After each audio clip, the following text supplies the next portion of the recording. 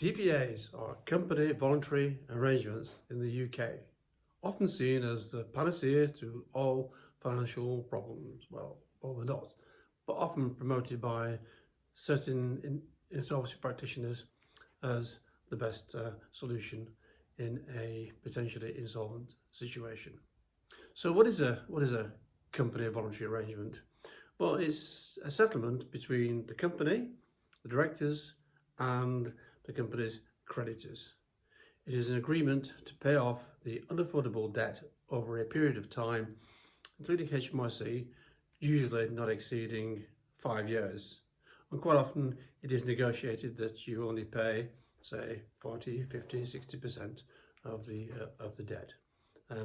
It's run by a supervisor who manages the process, and that process involves making a proposal, getting an agreement with creditors, implementing the CVA, and then managing it and making sure that you pay the monthly payments as they fall due.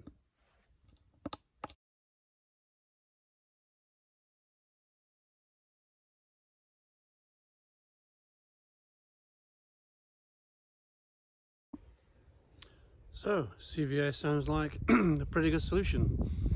And why did they fail?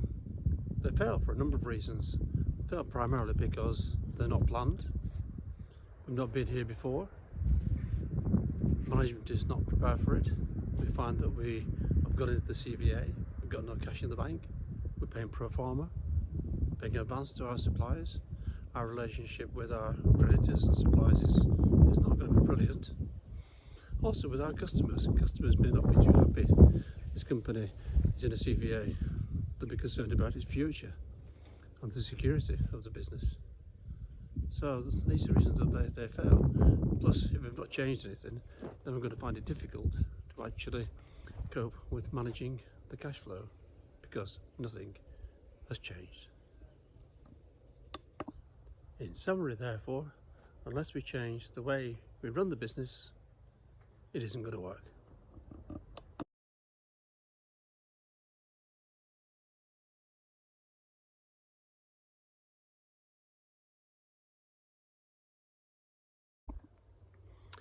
Well, that's the downside, but there is an upside as well, of course.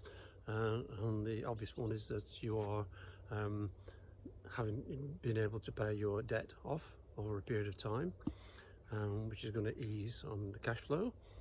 That's going to help tremendously, and it gives you time to reconstruct your business. It is a legal arrangement, so the pressure is off from creditors. They can't pursue you, because they made an agreement and it is legally binding. So that the benefits of doing it, and it can work. But how can we make it work? Why do 50% fail, and how can we make it work?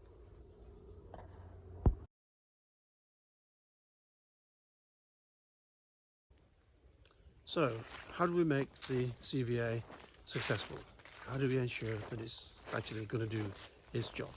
Well, there are three things that are involved, three steps. The first thing is to plan the CVA, and this means writing a mini business plan.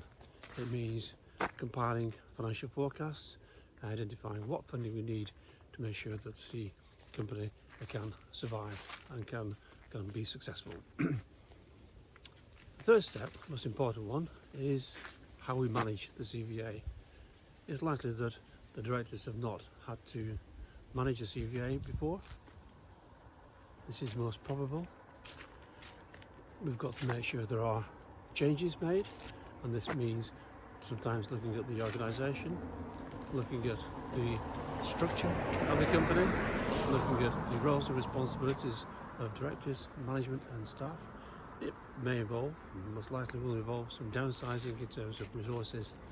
It may mean looking at the margins, looking at the product range that we have, and looking at potentially rationalising that wherever we can. It'll include looking at marketing and selling and how we're doing that. And it may be that we've got to move people around, so we've got more focus on generating new revenue and new companies.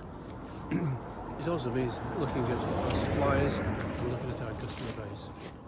All these things are important and are all necessary to ensure that the turnaround of the Business Hunter CVA is a success, and it can be done. It can be done.